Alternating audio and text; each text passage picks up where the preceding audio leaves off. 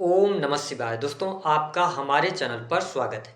आज के इस कार्यक्रम में हम आपको जानकारी देने वाले हैं जान और धर्म के कारक ग्रह देवगुरु बृहस्पति 11 नवंबर 2025 को वक्री हो रहे हैं। तो बृहस्पति के वक्री होने का प्रभाव कर्क राशि वालों पर किस प्रकार से पड़ने वाला है, विस्तार से इस वीडियो में हम चर्चा करेंगे। बृहस्पति आने वाले समय में आपके जीवन को किस प्रकार से प्रभावित करने वाले हैं, कौन से महत्वपूर्ण डिसीजन इस समय अवधि के दौरान आपको नहीं लेने हैं और कहां पर आपको लाभ मिलेगा, विस्तार से इस वीडियो में हम चर्चा करेंगे। तो देखिए, कर्क राशि वालों, इस वीडियो को आप धैर्य के साथ में देखिएगा, क्योंकि इस वीडियो में जो बातें हम आपको बता रहे हैं और इसी समय अवधि के दौरान जो आप निर्णय लेंगे, इससे आपका साल 2026 भी प्रभावित होने वाला है। इस लिहाज से यह वीडियो बहुत ही महत्वपूर्ण हो जाता है। तो आइए सबसे पहले ये जानते हैं कि बृहस्पति कब से लेकर कब तक के लिए वक्री हो रहे हैं और क्या प्रभाव होगा। तो देखिए, अगर बात किया जाए देवगुरु बृहस्पति की, तो बृहस्पति 11 नवंबर 2025 को आप ही की राशि यानी कि कर्क राशि, जो इनकी उच्चस्थ राशि मानी जाती है, आपकी राशि में ये वक्री हो जाएंगे और 4 दिसंबर 2025 तक वक्रीगत अवस्था में कर्क राशि में ही गोचर करेंगे। 4 दिसंबर के बाद ये वक्री होते हुए पुनः एक बार मिथुन राशि में प्रवेश करेंगे और 11 मार्च 2026 तक ये वक्रीगत अवस्था में रहने वाले हैं। लेकिन इस वीडियो में अगर हम कर्क राशि में जब बृहस्पति वक्री हो रहे हैं, फिर मिथुन राशि में जब वक्री हो रहे हैं, दोनों का अगर हम आपको प्रेडिक्शन देंगे तो थोड़ा कंफ्यूजन की स्थिति बनेगी। तो आज के इस कार्यक्रम में हम केवल बात करेंगे कि जो ये 23 दिनों का टाइम फ्रेम है, जिसमें बृहस्पति अतिचारी हैं और उच्चस्थ राशि में है और वक्री हो रहे हैं, तो क्या प्रभाव देंगे। जैसा कि आप सभी जानते हैं कि बृहस्पति को बहुत ही शुभ ग्रह कहा जाता है। बृहस्पति को ज्ञान, धर्म, शिक्षा, संतान, संतान का सुख, संतान से प्राप्त होने वाला सुख, स्त्रियों के संपूर्ण वैवाहिक जीवन की जिम्मेदारी बृहस्पति के पास होती है। ये धन वृद्धि के भी कारक ग्रह माने जाते हैं। साथ ही बैंकिंग सेक्टर, फिनांस का सेक्टर, ठीक है, जुडिशरी, लॉ, इसके साथ ही ये अंधकार से व्यक्ति को प्रकाश की ओर ले जाने का कार्य करते हैं। तो कर्क राशि वालों, जब प्रथम भाव में बृहस्पति वक्री हो रहे हैं, तो 11 नवंबर 2025 से लेकर 4 दिसंबर 2025 तक की जो स्थिति रहेगी, यह स्वास्थ्य के दृष्टिकोण से इस स्थिति को मैं बहुत अच्छा नहीं देख रहा हूं। विशेष तौर पर अगर आपको पुराने समय में यानी कि पिछले समय में कोई बीमारी थी, तो उस बीमारी के सामने आने के योग बनते हैं। तो आपको अपनी हेल्थ को लेकर बहुत ज्यादा अवेयर रहने की आवश्यकता रहेगी, क्योंकि ये छठे के भी स्वामी आपके लिए बनते हैं और भाग्य भाव के स्वामी बनते हैं। तो ऐसी स्थिति में स्वास्थ्य को लेकर थोड़ा सा आपको ध्यान देना पड़ेगा। ओवरऑल अगर देखा जाए तो मान सम्मान के लिए यह समय अच्छा रहेगा, प्रतिष्ठा आपकी बढ़ेगी, आपकी नॉलेज में वृद्धि होती हुई नजर आएगी। लेकिन आपसे निवेदन है कि जब देवगुरु बृहस्पति उच्चस्थ होकर वक्री हो रहे हैं, तो इस समय अवधि के दौरान धर्म को आप मानिएगा, धार्मिक प्रवृत्तियों से भी आप जुड़ेंगे, लेकिन विश्वास एक नियत सीमा तक ठीक है, अंधविश्वास से आपको बचना होगा, क्योंकि 9th लॉर्ड भी बनते हैं और आपके प्रथम भाव से गोचर करेंगे। तो इस समय अवधि के दौरान आप अपने जिस भी धर्म को मानते हैं मानिए, लेकिन किसी भी धार्मिक गुरु के चक्कर में नहीं पड़िएगा, अंधविश्वास में नहीं पड़िएगा, अन्यथा इससे आपको नुकसान हो सकता है। हालांकि अगर आप कर्क लग्न या कर्क राशि के जातक या जातिका हैं, तो इस समय अवधि के दौरान देवगुरु बृहस्पति की जो पंचम दृष्टि है वो आपके पंचम भाव पर पड़ रही है। तो यह समय आपके फैमिली प्लान करने के लिए, संतान प्लान करने के लिए अच्छा रहेगा। इस समय अवधि के दौरान संतान को लेकर कोई गुड न्यूज आपको प्राप्त होती नजर आने वाली है। स्थितियां आपके लिए बेहतर नजर आएंगी। साथ ही प्रेम संबंध के मामलों के लिहाज से भी समय काफी अच्छा रहने वाला है। प्रेमी प्रेमिकाओं के बीच में अच्छे संबंध रहेंगे। और साथ ही आपको स्पष्ट कर दें कि जब बृहस्पति की 7वीं अमृतमय दृष्टि आपके सप्तम भाव पर पड़ रही है और पंचम दृष्टि आपके पंचम भाव पर वक्र दृष्टि पड़ रही है, तो आपसे निवेदन है कि अगर आप प्रेम विवाह करने जा रहे हैं, आप कर्क लग्न या कर्क राशि के हैं, विशेष तौर पर 11 नवंबर से लेकर 4 दिसंबर के मध्य, तो इस समय की अवधि के दौरान थोड़ा सा आप डिसीजन फिर से एक बार सोच विचार कर लीजिएगा, या जल्दबाजी में आके 11 नवंबर के बाद अगर आप कोई डिसीजन लेते हैं प्रेम विवाह करने का, तो अभी उसको 4 दिसंबर तक पेंडिंग रख दीजिएगा।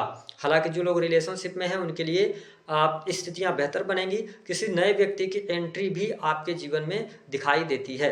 देवगुरु बृहस्पति की सप्तम दृष्टि जो है वो आपके सप्तम भाव पर पड़ रही है, तो कुछ लोगों के जीवन में चट मगनी पट ब्याह जैसी स्थिति बनेगी। आपके विवाह वैवाहिक बंधन में भी बंधने के योग बनते हैं। पहले से यदि शादी विवाह को लेकर कोई बात चल रही थी, पहले से आपका शादी विवाह फिक्स था, तो इस समय अवधि के दौरान जो विवाह आपका होगा वह सुखमय होगा, उसमें कोई बहुत ज्यादा दिक्कत नहीं आने वाली है। लेकिन ठीक इसके साथ साथ अगर 11 नवंबर से लेकर और 4 दिसंबर के मध्य में आपका विवाह भी तय हो गया, सारी चीजें भी होने लगी, ठीक है, शादी विवाह का भी डेट फिक्स हो गया। तो इन सभी चीजों से बचिएगा, जल्दबाजी नहीं करिएगा। जिनका पहले से फिक्स है वो कर सकते हैं, लेकिन आप जितना जल्दबाजी करेंगे उतना फिर नुकसान होगा आपके दाम्पत्य जीवन को लेकर। तो इस समय अवधि के दौरान ध्यान रखिएगा। हालांकि बिजनेस व्यापार के लिहाज से अगर देखा जाए तो काम कारोबार में आपकी वृद्धि होगी। काम कारोबार अगर आपका नहीं चल रहा था, उसमें प्रॉब्लम आ रही थी, तो आपको रास्ते मिलेंगे, पुराने पेंडिंग पड़े हुए कार्य भी आपके बनेंगे।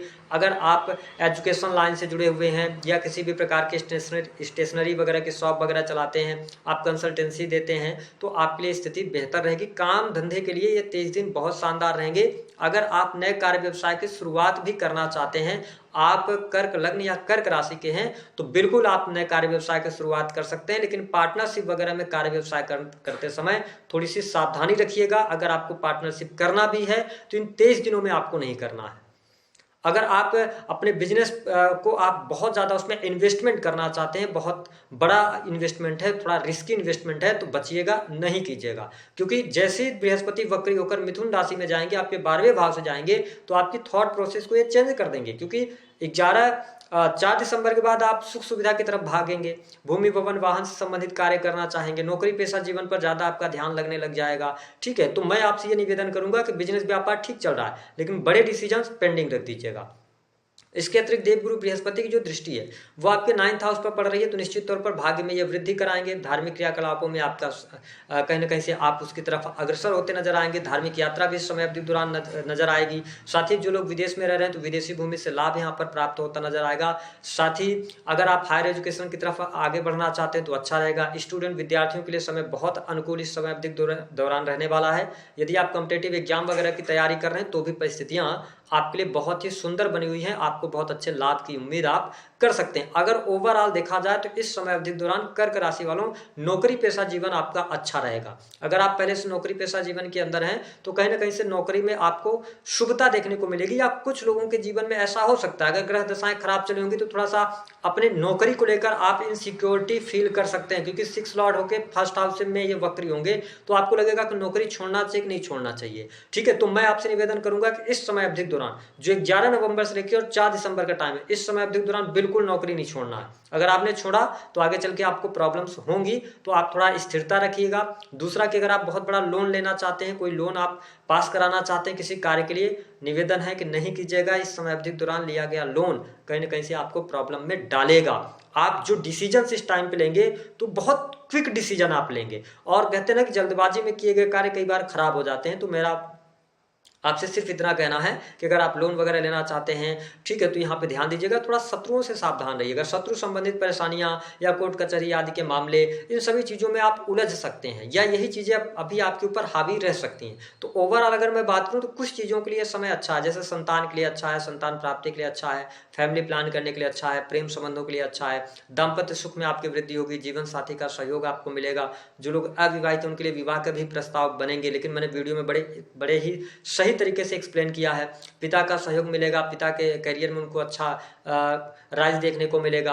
भाग्य की सौभाग्य की प्राप्ति आपके लिए होती हुई नजर आ रही है। जो लोग एजुकेशन लाइन से जुड़े हुए हैं, अपनी कोचिंग वगैरह चलाते हैं, तो अच्छा रहेगा, इनके लिए स्थिति बेहतर यहाँ पर बनी रहने वाली है। कोई बहुत ज्यादा नेगेटिव स्थिति आपके लिए बनती हुई नजर नहीं आएगी। लेकिन कर्क लग्न या कर्क राशि वाले जो जातक या जातिका हैं, मैंने बताया कि इस समय अवधि के दौरान अगर आप कोई इन्वेस्टमेंट करना चाहते हैं, कोई पार्टनरशिप करना चाहते हैं, ठीक है, या आप कहीं पर इजी मनी की तरफ भागना चाहते हैं, तो इन सभी चीजों से बचिएगा। क्योंकि यहाँ पर आपको अभी तो आप कर जाएंगे इन 23 दिनों में, लेकिन आगे चल के आपको बहुत ज्यादा नुकसान देखने को मिलेगा। मैंने हेल्थ पे इसलिए बात किया कि देखिए, देवगुरु बृहस्पति जब उच्चस्थ होके और वक्री हो रहे हैं तो कई शास्त्रों में ऐसा भी देखने को आपको मिलता है कि जब बृहस्पति उच्चस्थ अवस्था में होकर वक्री के होते हैं तो ये नीच की तरह रिजल्ट देते हैं। लेकिन कई शास्त्रों में यह भी मिलता है तो भाई देवगुरु बृहस्पति अगर उच्चस्थ अवस्था में हो या शुभ ग्रह कोई वक्री होता है तो अपनी शुभता में वृद्धि कर देता है।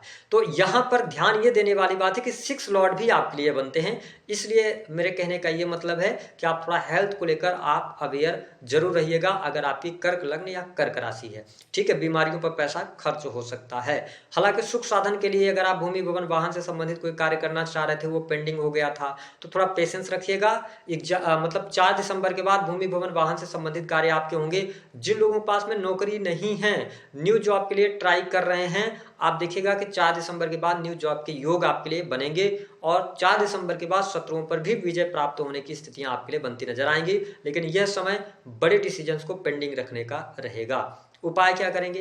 कर्क लग्न या आप कर्क राशि के हैं, प्रथम भाव से देवगुरु बृहस्पति गोचर कर रहे हैं, तो धार्मिक बने रहिए, लेकिन अंधविश्वास से बचिएगा। दूसरी बात कि सामने जो आपके लोग हैं, जो आपके कुलीग्स हैं, जो आपके वेल विशर्स हैं, उनसे सलाह परामर्श करने के बाद कहीं निवेश कीजिएगा, है ना। तीसरा, किसी भी प्रकार के इलीगल चीजों से बचिएगा।